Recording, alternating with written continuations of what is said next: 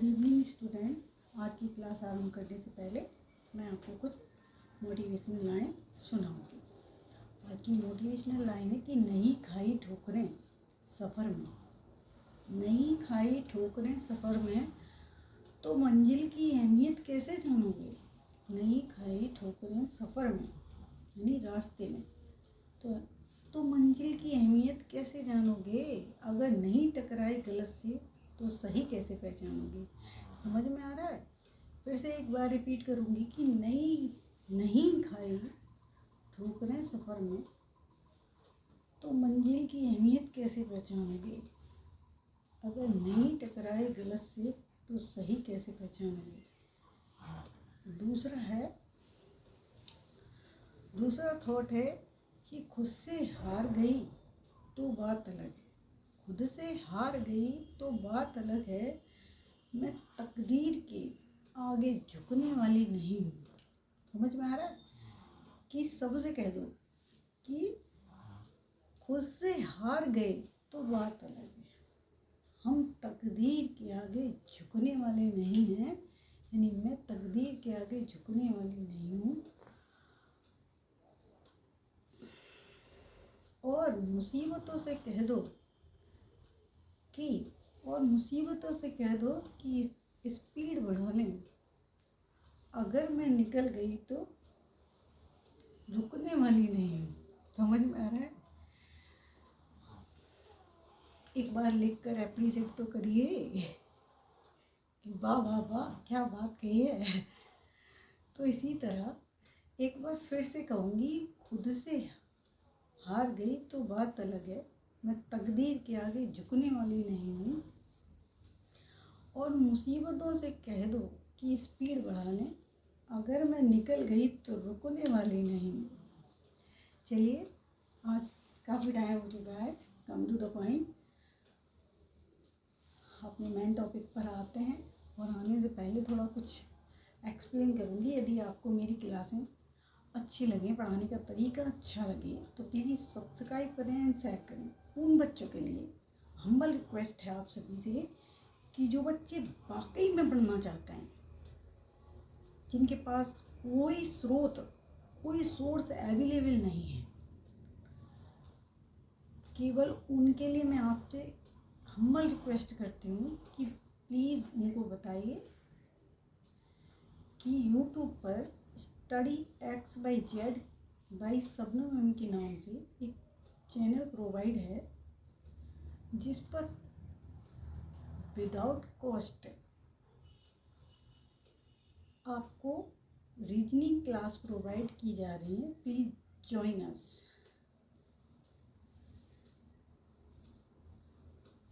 ताकि उनका भी भला हो और आपका भला होगा, तभी मेरा भला होगा। यानी मेरा भला ये होगा कि मेरी जो किताबें बंद थी, मेरा ज्ञान जो बंद था वो ओपन हो जाएगा और आपके पास जो ज्ञान नहीं था वो आ जाएगा। बस इतना ही फ़ायदा है।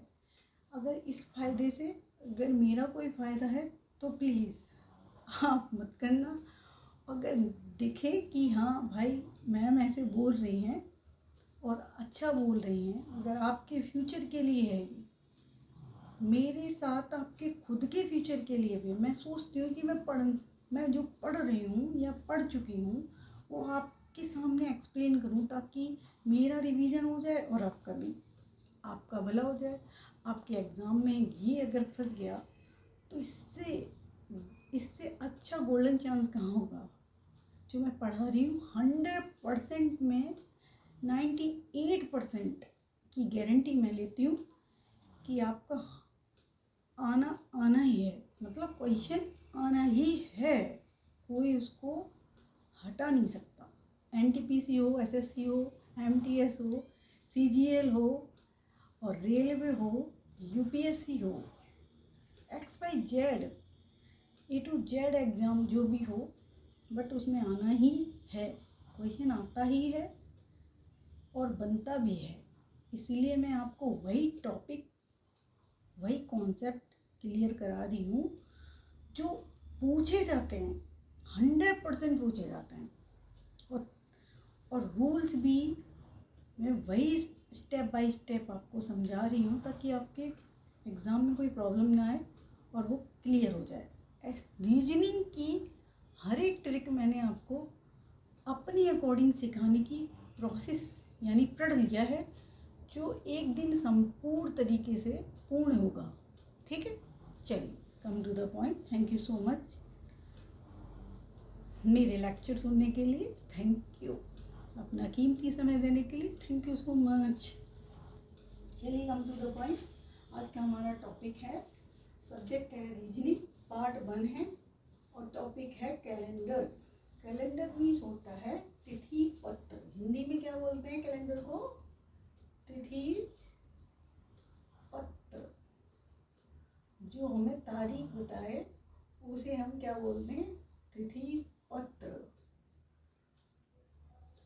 एक पंचांग आता है जिसमें हमको राशिफल, तिथि, सारी चीज़ें मिल जाती हैं। XYZ नक्षत्र सारी चीज़ें मिल जाती हैं, वो पंचांग होता है। ये कैलेंडर यानी हिंदी में हम इसको प्योर हिंदी में बोलते हैं तिथि पत्र। चलिए कैलेंडर को हम आज शुरुआत से यानी बिल्कुल 0 से स्टार्ट करते हैं और 100% रिजल्ट लाते हैं। ये आपसे प्रॉमिस है। यदि आपने मेरी क्लास को विदाउट स्किप फुल देखा और ट्विस्ट के साथ देखोगे तो 100% आपका सिलेक्शन पक्का होगा। बट स्किप नहीं करना है। डोंट स्किप माय क्लास, तभी आपको आपकी मेहनत का रिजल्ट मिलेगा। समझे?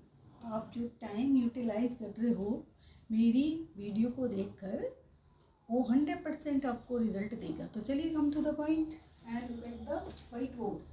तो कैलेंडर मीन्स होता है हिंदी में तिथि पत्र, यानी तिथि देखकर ऐसा पत्र जो हमें तिथि बताए। ठीक है, उससे रिलेटेड क्वेश्चन एग्जाम में जरूर आते हैं, इसलिए मैं आपको आज ये कॉन्सेप्ट क्लियर कराऊंगी। चलिए तो देखिए, एक साल होती है 1 ईयर। 1 ईयर यानी एक साल। एक साल में कितने मंथ होते हैं? 12 मंथ। कितने होते हैं? 12 मंथ। 12 महीने होते हैं। एक साल में कितने महीने होते हैं? 12। और एक साल में वीक कितने होते हैं? वीक्स मीन्स सप्ताह। वो आपको मैं क्या करूँगी, वो एक्सप्लेन करके बताऊंगी। इधर देखिए, सप्ते को दो तरीके से डिवाइडेड किया गया। एक तो सिंपल ईयर और एक लीप ईयर। समझ में आ रहा है? सिंपल ईयर मीन्स होता है साधारण वर्ष। लीप ईयर मीन्स होता है जो संपूर्ण तरीके से कट जाए, उसको बोलते हैं। जो वर्ष संपूर्ण तरीके से कट जाए उसे कहते हैं लीप ईयर। यानी जो 4 साल बाद आती हो, हर 4 साल बाद आती हो, उसे कहते हैं लीप ईयर। तो देखिए कैसे निकलती है लीप ईयर, कैसे निकलती है सिंपल ईयर। समझ आ रहा है? तो आप क्या करेंगे, और डेज कितने होते हैं? डेज कितने होते हैं? कॉन्सेप्ट क्लियर हो रहा है सभी को?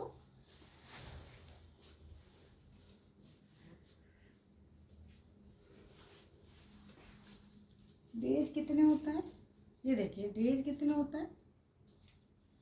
डेज आपके होते हैं, कितने डेज होते हैं? पूरे साल में डेज होते हैं आपके 365, यानी 365 से लेके 366। अब ये कैसे आए, इसको ही तो बताना है, तभी मैं आपको ये वाला एक्सप्लेन करूँगी। ठीक है ना? ये एक्सप्लेन, जब ये एक्सप्लेन हो जाएगा तो ये तो खुद ब खुद एक्सप्लेन हो जाएगा। तो चलिए कैसे एक्सप्लेन करते हैं। देखिए 365 यानी 365 में हम 7 यानी एक सप्ताह में कितने दिन होते हैं? 7। तो हम 7 से डिवाइड करेंगे इसको। क्या करेंगे? 7 से डिवाइड करेंगे। तो देखिए इधर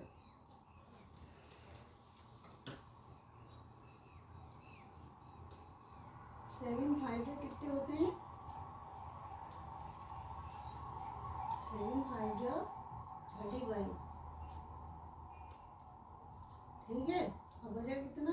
1, है ना। 7 2 या कितना होता है? 14। 7 2 या 14। अब कितना बचा? 1। तो ये जो 1 आया है आपका, तो ये यहाँ पे रखेंगे।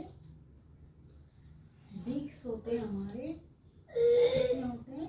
52 और 1 ओड नंबर होता है, 4 डेज होता है, सॉरी 4 डेज।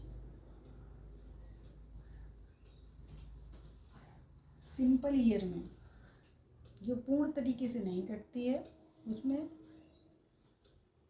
उसमें 52 और 52 वीक्स और 1 दिन ज़्यादा होता है।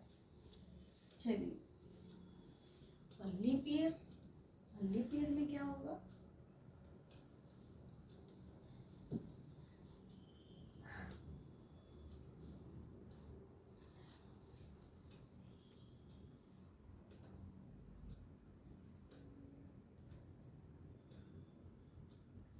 सेवन फाइव या 35, है ना। और 35 होता है ना, तो अब कितना बचा? 1 के, अब 6 का के उतार लिया हम, तो कितना हुआ? 16। अब 7 2 का कितना होता है? 7 2 या 14। कितना बचा? 15 16 2 बचे। तो यहाँ पे ओड नंबर कितना आएगा? 2। तो यहाँ कितना आएगा? यहाँ देखिए 52 वीक्स होते हैं लीप ईयर में, और 2 डेज ओड होते हैं, ओड 2 डेज होते हैं। समझ आ रहा है? तब इसे बोलते हैं जो पूरी तरीके से कट जाए, जो साल पूरी तरीके से कट जाए उसे लीप ईयर बोलते हैं, और जो ना कटे उसे हम क्या बोलते हैं? Simple year. यानी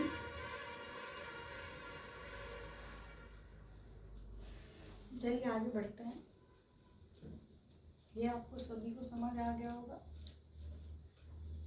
कि वीक्स सिंपल ईयर में कितने होते हैं? 52.1।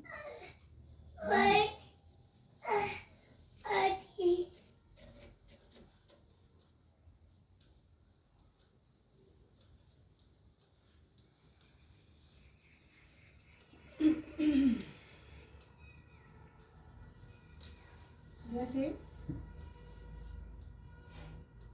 सभी को मेरी बात समझ आ रही है ना? कॉन्सेप्ट क्लियर हो रहा है?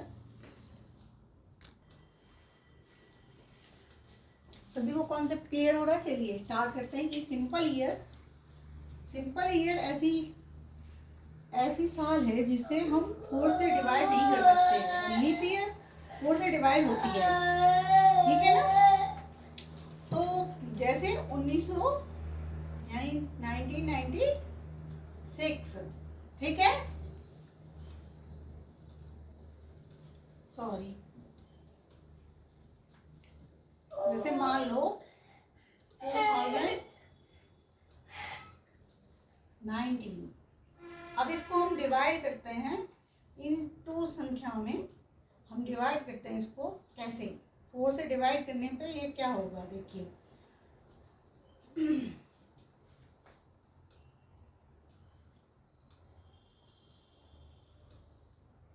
4 4 से कितना होता है? 4 4 से कितना होता है? ये कटा ही नहीं। 4 से काटने पे ये कटेगा नहीं। 16 आएगा ना, तो कटेगा ही नहीं। ये नहीं कट रही 4 से। अब इसको काट के देखेंगे, जो कट जाता है वो लीप ईयर होता है, जो नहीं कटता है 4 से वो सिंपल एज होता है। तो इसको हम अब क्या करेंगे, अब हम क्या करेंगे कि 1996 करते हैं, यानी 1996। इसको काट के देखते हैं, काटते हैं 4 से। 4 2 जा 8, बचा 1। कितना बचा? 1 बचा ना। तो 4 4 जा 16, कट गया ना ये पूरा। देखो 4 4 जा 16, ये पूरा कट गया। तो कितने डेज आया इसमें?